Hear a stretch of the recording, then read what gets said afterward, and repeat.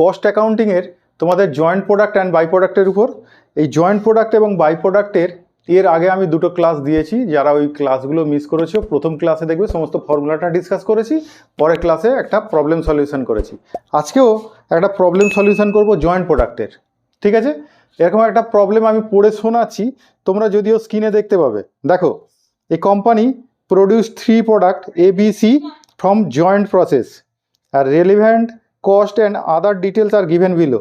বলে জয়েন্ট প্রসেসের একটা কস্ট দিয়েছে তোমাদের, মেটেরিয়াল লেবার আর ওভারহেড করে টোটাল দিয়েছে 32,000। আর প্রোডাক্ট ABC এর আফটার স্প্লিট অফ কস্ট দিয়েছে এইরকম, তোমাদের দিয়েছে ধরো এখানে এ এর প্রোডাক্ট এ এর দিয়েছে 3,000, প্রোডাক্ট বি এর দিয়েছে 5,500, প্রোডাক্ট সি এর দিয়েছে 4,000। আর সেলস বলে দিয়েছে তিনজনের তোমার 10,000, 25,000, 15,000। সেলিং এক্সপেন্সেস বলেছে অন সেলস ভ্যালু 20%, 20%, 20%। আর নেট প্রফিট রেশিও বলে দিয়েছে তোমার 20%, 10%, 20%। এই হচ্ছে তোমার টোটাল দিয়েছে, তোমাকে ওখান থেকে একটা স্টেটমেন্ট করতে হবে for showing approximate of joint cost.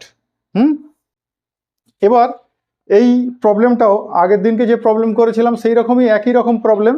তোমরা দেখবে এখানে সেলস ভ্যালু বলে দিয়েছে, তাহলে সেলস ভ্যালু যখন বলে দিয়েছে আমরা কি করেছি, তিনটে প্রোডাক্টের সেলস ভ্যালু বসিয়ে দিয়েছি, ঠিক আছে? ওখান থেকে আমাদের গ্রস প্রফিটের রেট বলে দিয়েছিল, সরি নেট প্রফিটের রেট বলে দিয়েছিল, তাহলে নেট প্রফিটটা আমরা ওর থেকে বাদ দেবো। তাহলে নেট প্রফিটটা বাদ দিলে নেট প্রফিট বলেছিল 20%, 10%, 20%। তাহলে এটা 20%, 10%, 20% বাদ দিয়েছি, দিয়ে যেটা এসেছে এটা হচ্ছে আমাদের কি বলতো, কস্ট অফ সেলস বা টোটাল কস্ট। সেই টোটাল কস্টের মধ্যে সেলিং এক্সপেন্সেস আছে একটা, তাহলে সেলিং এক্সপেন্সেসটা সেখানে বলে দিয়েছিল অল কেসের ক্ষেত্রে 20% অন সেল। তাহলে সেলের 20%, এই সেলের 20%, সেলের 20% বসিয়েছি। বসালে যেটা বেরিয়েছে এটাই হচ্ছে তোমার সেলিং এক্সপেন্সেস বাদ দেওয়ার পর কস্ট। এরপর আফটার স্প্লিট অফ তোমার কস্টগুলো তো বলে দিয়েছিল তিনটে প্রোডাক্টের, তাহলে সেটা যদি বাদ দিয়ে দিই, তাহলে বাদ দিয়ে দিলে আমাদের যেটা বেরোবে এটাই হচ্ছে জয়েন্ট কস্ট। কিন্তু জয়েন্ট কস্টের সঙ্গে দেখবো মিলছে না, জয়েন্ট কস্ট আছে 32,000, কিন্তু এটা বেরোচ্ছে দেখো 20,000। তাহলে এটাকে কি বলবো, রেশিও। তাহলে রেশিও অফ জয়েন্ট কস্ট আমরা এটা বের করে নিলাম।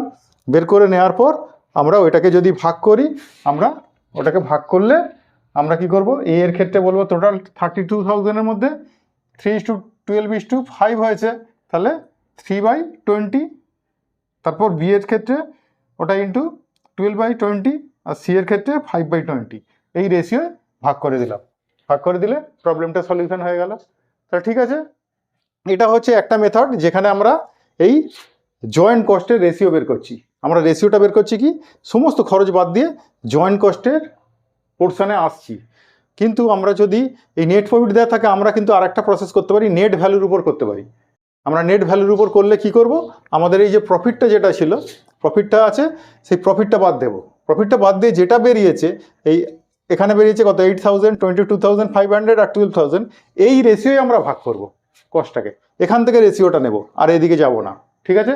তাহলে এই ভ্যালুর রেশিও করেও আমরা কিন্তু এটাকে বের করতে পারি অল্টারনেটিভ মেথডে, ঠিক আছে?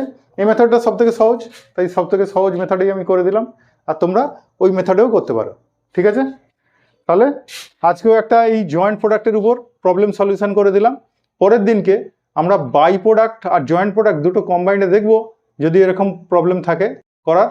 পরের দিনকে কিন্তু বাই প্রোডাক্টের প্রবলেম সলিউশন করব। বাই প্রোডাক্টগুলো এর থেকে একটু হয়তো শক্ত হবে, কিন্তু একেবারে হেভি শক্ত নয় যে তোমরা পারবে না। পরের ক্লাসে দেখা হচ্ছে, বাই প্রোডাক্টের ক্লাস নিয়ে আসছি। তাহলে আজকের মতো এটুকু, টাটা।